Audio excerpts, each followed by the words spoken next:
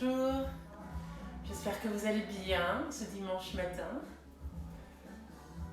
Moi, je me sens un peu endormie ce matin. Je sais pas pourquoi.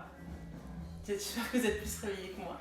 En tout cas, moi, je me réveille avec vous. J'ai encore mon 3e café là, du matin.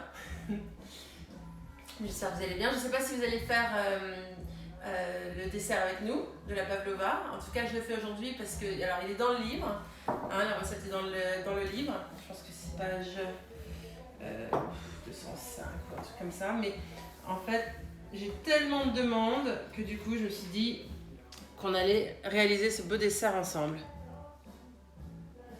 Alors, est-ce que vous connaissez l'origine de ce dessert? Certains doivent le connaître. En fait, c'est un dessert qui a été inventé. Alors, il y a débat entre Nouvelle-Zélande et Australie, mais dans les années 20, en honneur d'une danseuse russe, Anna Pavlova, qui était en honneur de sa légèreté, etc.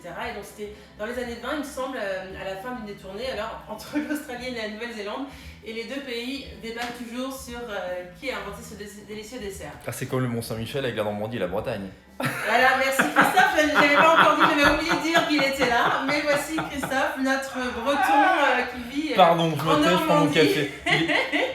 Il est pas réveillé le breton non plus ce matin. Donc voilà, bon bah écoutez, sur ce, on va regarder un petit peu les ingrédients qu'il nous faut, si tu veux bien Christophe. Je me tais. Alors, je voulais vous dire, c'est un dessert que vous pouvez adapter en fonction des saisons. Donc là, moi, je vais faire avec quelques fruits rouges, les premiers petits fruits rouges qu'on a, etc. Mais par exemple, l'hiver, je fais aussi une version dans laquelle je mets un petit peu d'extrait de peppermint, donc de la menthe assez forte, vraiment peppermint, mais 2-3 gouttes d'extrait vous pouvez trouver sur internet en commandant, etc. Parce que c'est pas évident à trouver pour le coup. Et ça, je mets ça dans les blancs de neige. Et ensuite, je fais fondre du chocolat noir que je verse par-dessus. Donc du coup, ça fait un côté un petit peu After Eight. Vous connaissez les After Eight? Moi, j'adore ça. Mais il y a le côté mentholé et chocolat en même temps. Donc voilà, il y a d'autres moments où il faut les faire avec des pêches. Vous pouvez faire rôtir des pêches avec du romarin quand c'est l'été et les mettre par-dessus. Enfin, vraiment, faites évoluer le dessert en fonction des saisons, avec les figues, les prunes. Enfin voilà, soyez créatifs, comme je vous dis, à chaque fois. Si vous avez des questions, n'hésitez pas, Christophe est là. Il n'est pas réveillé, mais il arrive à lire quand même nos commentaires et vos questions. Et puis surtout, continuez, merci de m'envoyer les photos, des mots doux et tout, ça fait vraiment du bien. Je suis ravie de tous ces moments avec vous. Alors, on y va pour les ingrédients. Donc là, moi j'ai décidé de faire vraiment une grande pavlova, donc j'ai mis 6 blancs d'œufs. Alors, ce qui est important, c'est que les blancs d'œufs doivent être à température. Moi, je ne garde pas les œufs au frigo. Enfin, surtout là maintenant, s'il fait très chaud, pourquoi pas, mais je trouve que pour le moment, c'est pas du tout nécessaire. Donc moi, ils sont à température ambiante, c'est très important. Là, j'ai 1 cuillère à café et demi de vinaigre blanc. Vous pouvez aussi le faire avec du jus de citron. Il me semble qu'il faut un peu plus de jus de citron pour ça, mais moi j'utilise du vinaigre blanc, je trouve que ça marche vraiment à tous les coups. Là, j'ai de la maïzena, d'accord? Et donc là, j'ai une cuillère et demie à soupe de maïzena. Ça va faire en sorte que ça va vraiment bien tenir. Entre le vinaigre blanc, le blanc d'œuf, le sucre et maïzena, ça veut dire qu'elle va vraiment bien tenir. Elle sera très croustillante en fait à l'extérieur et très moelleuse à l'intérieur. On a aussi 340 g de sucre. Je sais, c'est beaucoup, mais bon. Le reste, c'est du blanc d'œuf, donc c'est que des protéines. Mais on a du sucre. Et ensuite, là, j'ai pris des pistaches torréfiées concassées. D'accord? Encore une fois, vous adaptez avec ce que vous trouvez pour les noix, pour les fruits, etc. Vous pouvez le faire aussi avec du sucre rouge. Je trouve que tout d'un coup, ça lui donne une couleur un peu plus rousse quand même, un peu plus beige à la pavlova. Et de temps en temps, en fait, c'est mieux quand le sucre est vraiment très fin pour que ça s'incorpore vraiment très bien avec les blancs d'œufs. Autre chose importante, c'est d'avoir un récipient qui va être très propre. J'ai reçu un ou deux messages de gens qui m'ont dit « Ah oui, ma pavlova n'a pas gonflé, etc. » Souvent, le souci, en fait, et on va le voir tout de suite là ensemble, mais en fait, s'il y a une trace d'eau, de graisse ou quoi que ce soit sur votre récipient, eh ben, ça peut foirer complètement toute la recette. Donc c'est important d'avoir vraiment quelque chose de très propre. Voilà, question? Peux-tu répéter les ingrédients? Les ingrédients. Alors aujourd'hui, moi j'ai fait avec 6 blancs d'œufs, 1 cuillère et demie café de vinaigre blanc, 1 cuillère et demie à soupe de maïzena. J'ai pris ça des pistaches torréfiées, vous mettez la quantité que vous voulez. Vous allez voir, on va le mettre deux fois dessus. Et 340 g de sucre. Et ensuite, les fruits, vous adaptez avec vos envies, ce que vous trouvez, ce qui est de saison. ou sans fruits, comme je disais, pour l'idée de côté un petit peu after eight avec de l'extrait peppermint dans les blancs et du chocolat noir fondu pour Noël. Alors l'extrait peppermint, quelqu'un posait la question, c'est sous quelle forme exactement? En fait, c'est dans une petite... je sais même plus si j'en ai... C'est du concentré en fait. C'est du concentré, c'est une petite fiole. Et c'est pour ça que je dis il faut tester et se dire que c'est très très fort. Moi, souvent, je mets 2 gouttes dans tous les blancs qui sont déjà bien fermes et bien montés. Et ça parfume déjà énormément. Il faut vraiment y aller par parcimonie et goûter. N'hésitez pas à goûter. Ok? On va y aller. Alors ça va faire un peu de bruit. N'hésitez pas quand même à poser vos questions. J'essaierai de répondre le plus fort possible. Donc du coup, moi je mets mes blancs dans mon récipient. Je vais partir avec le sucre déjà. Et on va aller dans mon petit coin de la cuisine ici. Alors, vous pouvez le faire avec un robot évidemment. Vous pouvez le faire à la main. Ça, j'ai des souvenirs d'enfance. Dans les Pyrénées, dans notre maison, on n'avait pas d'électricité pendant 35 ans. Et bien, on faisait tout à la main, donc on battait les blancs en neige à la main, etc. Donc il faut quand même, on se relayait. Mais là, j'ai mon petit batteur électrique, c'est quand même plus pratique. Je serai moins essoufflée pour vous répondre. Pour combien de personnes environ? Oh là là, ça dépend de la gourmandise de chacun.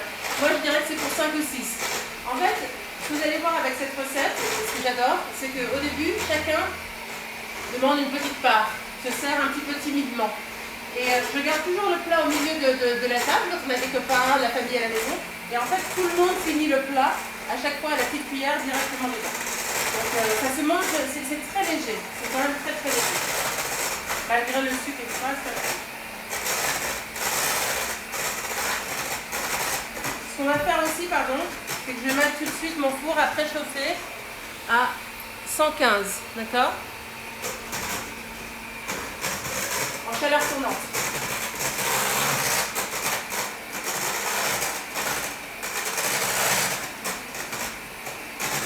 Comment ça va chez vous?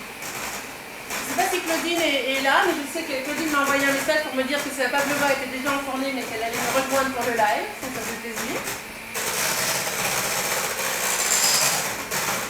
Ça fait du bruit, je suis désolée. Je n'entendais plus la musique.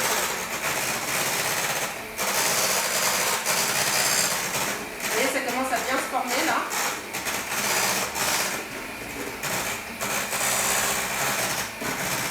Oui, Claudine est là. Ah, coucou Claudine. Ce que je vais faire, c'est que je vais commencer à mettre le sucre petit à petit. D'accord? Donc ça va bien incorporer, il faut bien penser à aller sur les bords à chaque fois. C'est pas mal d'avoir un récipient assez haut parce que sinon ça peut éclabousser partout. Ça m'est arrivé. Il faudrait avec du blanc d'œuf sucré partout. Alors, question, est-ce qu'on peut avoir la même texture avec moins de sucre? Alors, peut-être, mais en fait, je trouve que là, ça tient vraiment mieux. Il faut essayer. Moi, je fais tout le temps pour 6. En fait, pour 6, je fais à peu près 340 grammes. Pour 5, je réduis, mais je divise pas en fait par le nombre. Parce qu'il faut quand même garder toujours assez de sucre. Et c'est ce qu'il va faire. D'ailleurs, moi, par exemple, vous voyez, je ne vous ai pas parlé de chantilly. Dans le livre, il est marqué qu'on peut mettre tout à fait, mais c'est vrai que je le fais vraiment sans chantilly parce que c'est déjà tellement moelleux à l'intérieur et qu'il y a tellement de sucre que je ne rajoute pas en fait à la maison. Dans la réalité des choses, c'est que je ne mets pas de chantilly. Donc ça réduit un petit peu quand même. Alors, autre question, je regarde.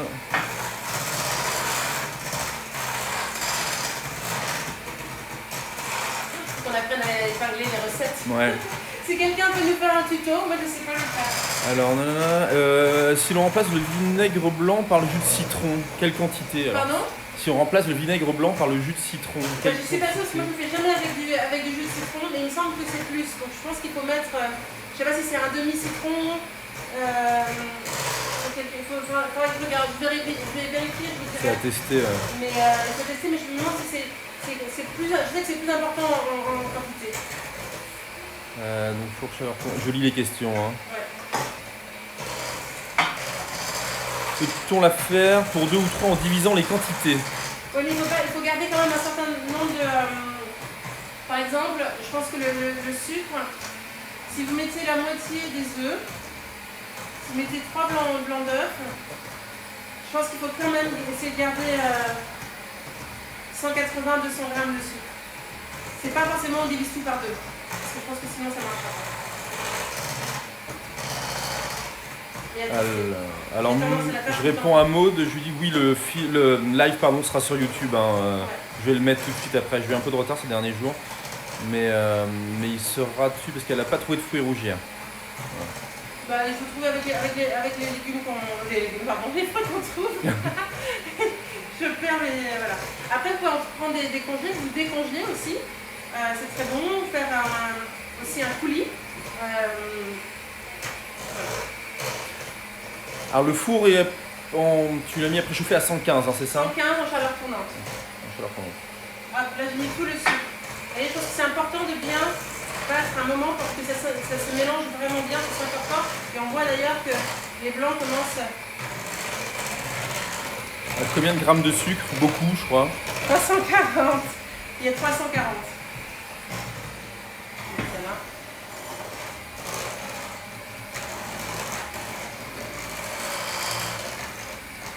Ensuite à ça, Tu veux quoi? je vais prendre le vinaigre s'il te plaît. Tu m'apportes les choses. Merci. Hop. Donc là je mets le vinaigre. Alors justement, le vinaigre blanc est-il indispensable? Oui. C'est ça qui fait. Ça va rendre la pavlova bien brillante et ça aide à la tenir. Tout comme le maïzena que je vais ajouter après. Bien battre entre les deux. Mais vous pouvez en effet changer le vinaigre blanc pour du citron si vous préférez. Après, pour des versions véganes, je sais que certaines personnes le font avec du jus d'eau de pois chiches. Vous savez, dans les conserves, on a beaucoup de pois chiches. Pour être très franche avec vous, j'ai testé. Ça doit goûter ça doit avoir le goût de pois chiche, ce truc, non? J'ai testé, on avait testé ensemble, j'ai pas trouvé ça bon. Alors peut-être que j'ai essayé qu'une fois, hein. Peut-être que je me suis complètement loupée sur la recette, etc. Mais je trouvais que ça avait pas un goût, ça donnait un goût un petit peu bizarre. C'était pas mon truc. Mais je sais qu'il existe des recettes comme ça sur internet. Je pourrais pas partager la mienne parce que la mienne n'était pas bonne, donc je le ferai pas. Mais cherchez, il y a des gens qui sont plus experts que moi en la matière pour tout ce qui va être les remplacements pour que ça soit vegan. Hop, je veux Alors, bien il y a le maïzena, s'il te plaît. Alors, question avec les jaunes, qu'est-ce que tu Alors, les jaunes, fais? c'est une question qui revient à chaque fois. Moi, je les garde pour faire après, je les incorpore soit en fait à d'autres gâteaux. Voilà, parce que si je fais par exemple une tarte ou quelque chose, je les mets dans un autre gâteau. Je fais une omelette. Je rajoute d'autres œufs avec une brouillade. J'avais partagé la recette d'Elvira Masson qui, elle, met des jaunes dans la sauce soja, pardon. Et donc du coup, on voit au bout de ça peut être, elle montrait les différents temps en fait et comment le jaune réagissait. Et ça le rendait un petit peu confit, très bon. Voilà. Ça le cuit en fait, c'est ça? Ça se cuit avec tout le sel de la sauce soja, ouais. parce que ça le cuit. Et ça se mange, c'est très bon sur une salade, sur différents choses. Donc vous avez, voilà, vous pouvez les garder, vous pouvez les utiliser dans la journée. Donc vous pouvez faire des gâteaux, des tartes, des quiches. Enfin voilà. Alors les questions, oui, le live sera en replay, hein, pour ceux qui n'arrivent pas à se connecter ou autre. Je réponds aux questions qui passent. Je peux pas le suivre là maintenant. Ouais. Ce sera 24 heures sur mes stories et ensuite sur YouTube. Peut-on remplacer par du sucre de canne au risque de ne pas avoir un rendu aussi blanc? Oui. Donc sucre de canne, oui. Tout à fait. L'autre jour, on avait fait par exemple la tarte à la rhubarbe meringuée avec Pierre-Alexis et Maxime. Vous pouvez retrouver sur YouTube et eux ils font à chaque fois la meringue, Pierre-Alexis sa meringue avec du sucre roux. Donc on peut tout à fait le faire. Maintenant moi je trouve que le sucre roux est souvent plus épais. Moi je préfère quand c'est du sucre plus fin pour ça, parce que du coup ça se fond complètement dans les blancs. Vous voyez là j'ai quelque chose de... Et oui, t'as mis la maïzena, hein. Oui, j'ai mis la maïzena. J'ai mis les œufs que j'ai battus pour qu'ils deviennent fermes quand même. J'ai rajouté petit à petit le sucre. Ensuite, le vinaigre blanc et en finale, la maïzena. Il y a Amandine qui demande le mélange durci, est-ce normal? Oui, c'est très bien. Regarde. On a envie que ça tienne. Le test ultime. Alors, ensuite, je vais vous montrer maintenant mon petit truc qui n'est pas un truc de dingue, hein, mais que je trouve quand même pratique. C'est que je prends une plaque avec du papier sécurisé et vous voyez, ça bouge dans tous les sens. Là, il m'en reste un petit peu là-dessus. Donc, qu'est-ce que je fais? C'est que je prends un petit peu, bon, il y en a qu'on peut mettre dessus, mais sinon, je mets en dessous, hop, et en fait, je prends un petit peu de la meringue, que je colle entre la feuille, hop, entre la feuille et la plaque. Et du coup, voilà. Je vais le mettre entre mon truc. Et du coup, ça bouge plus. Magique. Et après, ça se défait très facilement, évidemment. Et au moins, comme ça, vous pouvez former votre pavlova comme vous voulez, tranquillement, sans que tout swing dans tous les sens. Alors oui, les blancs étaient à température ambiante. Hein. Ouais, très important. Et le récipient très très fort. Ok. Vous voyez comme c'est dur là? Ça tient bien tout ça là. Hein?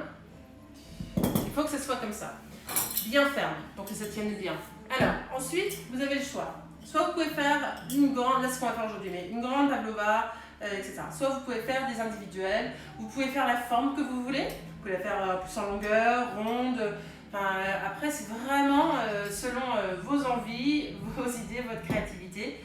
Donc, n'hésitez pas. Mais vous voyez, moi je prends juste avec des cuillères à soupe. Et alors, il faut quand même que ça reste assez, ça va gonfler, d'accord? Donc, gardez en tête que ça va quand même encore gonfler. Donc là, moi je pose juste, d'accord, mes blancs, par cuillerée comme ça. Alors, il y a une question technique. Je foire systématiquement mes pavlova car le mélange œuf-sucre ne devient jamais ferme. Pourquoi?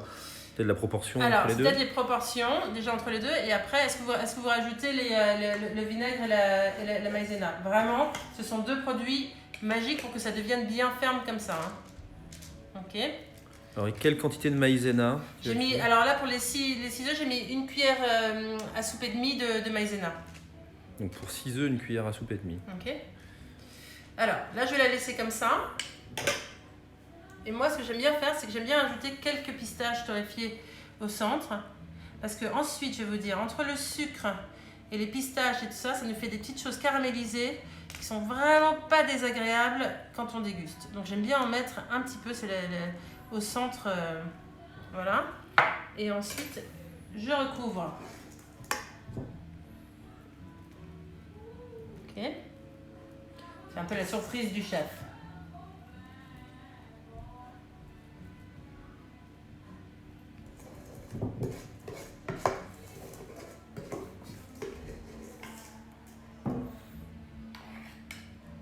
Faire attention évidemment quand c'est l'été, il faut agir assez vite parce que la chaleur peut aussi faire en sorte que tout fonde et foire un petit peu. Donc il faut vraiment essayer de garder de le faire au petit matin ou quelque chose qui ne fasse pas trop chaud. Élise qui te dit la prochaine fois on se confine ensemble. Ah oui, avec plaisir en plus avec les enfants et tout, le rêve. Hop.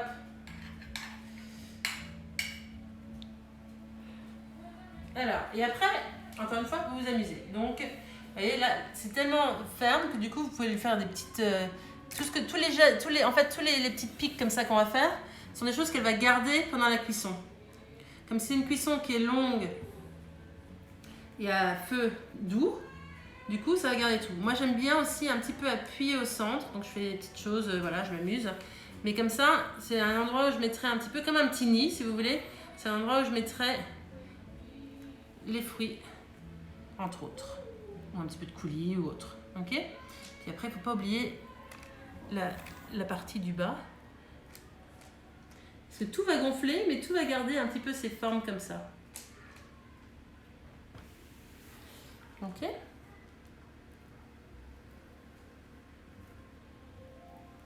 Hop. Voilà. Et ensuite, je rajoute encore un petit peu de pistache. Et vous pouvez la faire aussi beaucoup plus. 115, ceux qui n'ont pas 115, c'est quoi? 110 ou 120 du coup? Oui. Et chaleur tournante? Chaleur tournante. Et alors ensuite, on va les mettre là au four. Il ne faut pas ouvrir pendant la cuisson parce qu'il ne faut pas qu'il y ait de changement trop radical de température. D'accord? Qu'il y ait des variations. Donc là... PA qui trouve beau. C'est beau. Vous pouvez aussi, alors là j'ai décidé de les faire comme ça parce que je trouve ça rigolo, puis ça fait vraiment des petits trucs voilà, c'est très bon au goût. Mais sinon vous pouvez aussi la faire toute lisse, vous pouvez, amusez-vous, hein, vraiment vous faites comme vous voulez. Là, il faut remplacer les pistaches par du pralin, moi justement tu viens de répondre à la question. Ouais. Bien sûr. port du printemps, bien sûr. Vous faites vraiment, vous faites comme vous voulez. J'ai fait avec des noisettes aussi, hein, donc c'était hyper bon. Donc des amandes effilées, des amandes en morceaux, comme vous voulez. Vraiment. Alors, question intéressante, comment sait-on quand c'est cuit? Alors déjà, on va le laisser, ce qu'on va faire, c'est qu'on va l'enfourner et on va le laisser 1h15, d'accord? Au bout d'1h15, on va ouvrir et vous allez voir, en fait, enfin, on va pas rester 1h15 ensemble, mais il faut que ça soit dur à l'extérieur. Si c'est un petit peu mou, si c'est un petit peu collant ou mou, il vaut mieux le laisser encore 10 minutes, ça va dépendre des Il faut fours. que tu aies la texture des meringues, en fait, clairement, à l'extérieur. l'extérieur. Exactement, que ce soit croustillant à l'extérieur. Donc ça, vous allez le voir tout de suite. Mais, ce qui est important, c'est que même si c'est cuit, ne la sortez pas tout de suite. D'accord? Laissez-la au four. Vous éteignez le four et vous la laissez refroidir au four. Donc moi, ce que je fais habituellement, c'est que je laisse à peu près avec le four fermé éteint à la fin à peu près 20-30 minutes. Et ensuite, je refais une vingtaine de minutes avec le four entrouvert. Donc elles se mettent vraiment. En fait, c'est pas bien grave. Ce qui va se passer sinon, c'est qu'elle va craquer. Elle va faire des craquages. Donc c'est pas très grave. Si vous voulez qu'elle soit pas craquée de partout, qu'elle tienne bien, voilà. Donc mais c'est mieux de laisser, si vous pouvez, comme ça. Vous faites 1h15 pour fermer, vous checkez si c'est cuit ou pas cuit. Si c'est pas cuit, vous laissez encore une dizaine de minutes. Normalement, ça devrait l'être, mais ça dépend des fours. Vous laissez comme ça encore une dizaine de minutes. Et ensuite, vous éteignez le four fermé, vous laissez 20-30 minutes comme ça. Et ensuite, four entrouvert, 20-30 minutes. Ça, c'est l'idéal. Mais bon, après, vous faites comme vous pouvez, comme vous voulez. Si vous ne pouvez pas attendre, allez-y. Elle mérite cette pavlova quand même, hein, parce que oui, mais c'est un bonheur. Mais c'est pour ça qu'on va commencer à 11h. Comme ça, là, vous l'avez pour votre déjeuner. Vous allez déjeuner le dimanche un peu plus tard, etc. Alors, Christine demande le temps de cuisson pour demi-proportion, du coup. Il faut quand même laisser un bon... Parce que l'autre jour, j'ai fait des meringues, donc plus petites, individuelles, et j'ai laissé aussi 1h15.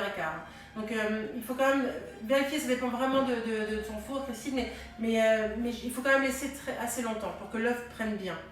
Et ensuite, quand vous allez vouloir la défaire, il faut savoir que c'est quand même très délicat, d'accord? Donc moi, le nombre de fois où tout d'un coup, plus personne ne respire dans la salle parce que je vais bouger la pavlova, la mettre sur un plat de service, ça m'arrive. Mais elle nous met dehors. Ça m'arrive, parce que je veux la concentration.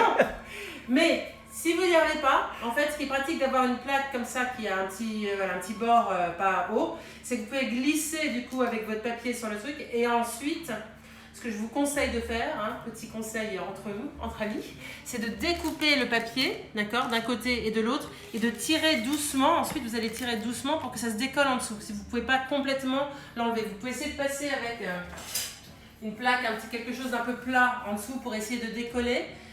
Mais ça marche aussi. Mais si vous sentez que vous êtes dans la galère, que vous avez peur pour votre pavlova, soit vous découpez, vous faites comme ça. Sinon, si vous avez vraiment trop peur et que vous voulez vraiment pas foirer et tout, vous trouvez, je sais pas, plein de verdure, hein, des choses, etc. Voilà, des décorations. Vous mettez tout autour et personne ne voit rien, vous servez sur votre plaque. Enfin bref, ne vous créez pas de stress par rapport à la pavlova. De toute façon, ça sera bon. Je l'enfourne.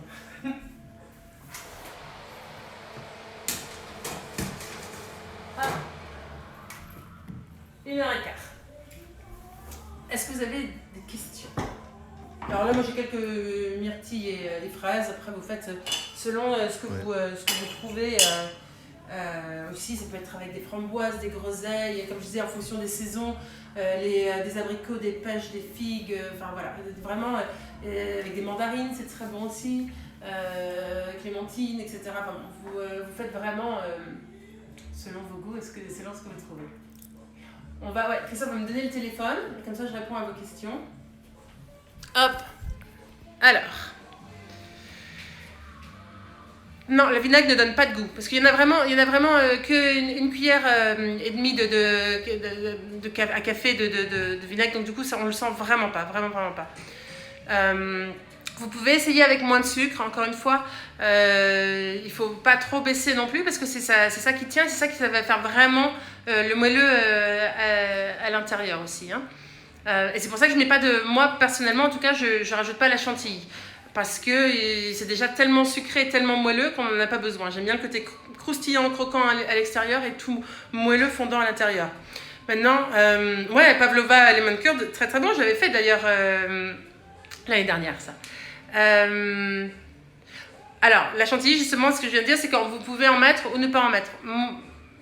Normalement, la pavlova a une crème fouettée, une chantilly, etc. Et tout. Moi, elle est tellement moelleuse et il y a tellement déjà de sucre que du coup, j'en rajoute pas, quoi. Alors, qu'est-ce que j'ai d'autre? Dans le livre, il y a des recettes, il y a pas mal de recettes veggie. Il y a quelques recettes aussi de viande et de poisson, mais il y a quand même beaucoup de choses qui sont végétariennes. En effet. Il y a d'ailleurs des végétariens, même des véganes et des sans gluten qui ont acheté le livre et qui arrivent à adapter les recettes sans problème. Alors moi, j'ai jamais essayé de congeler les pavlovas. Donc ça, il faut tester, je ne suis pas sûre. En revanche, ça se garde. Si vous la gardez au frais, vous pouvez la manger sur 2-3 jours. Hein, n'hésitez pas. Donc voilà. Le mélange devient... Alors c'est difficile pour moi de voir, Amandine, parce que s'il devient compact mais ne durcit pas... En fait, à quel moment? Là, c'est normal qu'il ne soit pas dur. Enfin moi, il est compact dur, il tient bien, mais il va vraiment devenir croustillant avec la cuisson. Je sais pas si je réponds à la question. Bon, en tout cas, j'attends de voir vos photos de pavlova, de voir comment vous les avez créées, dessinées, imaginées, comment vous les servez. Je vous souhaite une très très belle journée, très beau dimanche. Moi, je vais essayer de me réveiller doucement. Hein. J'attends toujours. En fait, le soleil n'est pas là. Je pense que c'est ça le problème. Mais du coup, Amandine, si la forme c'est totale, c'est qu'ils sont pas assez montés, ils sont pas assez fermes. Une cuillère à café, c'est foiré. Non, il faut essayer. Moi, c'est vrai que je pense que c'est peut-être pas assez, mais bon, il faut quand même le tenter. Je pense que ça vaut le coup de tenter. Moi, je vous montrerai ma pavlova, évidemment, quand elle sera prête. Je vous souhaite une bonne journée. Demain, on se retrouve. Je fais un live sur le compte de Nux à 18h. C'est une pizza avec du speck, des myrtilles, du chèvre, du miel. Ça va être chouette. Donc à 18h, parfait pour l'heure de l'apéro. Je vais remettre les ingrédients en story aujourd'hui. N'hésitez pas si vous avez des questions. Là, de toute façon, ça sera en story pendant 24 heures et ensuite sur YouTube. Et voilà, je vous embrasse et je vous souhaite une très belle journée. Prenez soin de vous et de vos proches. Ciao!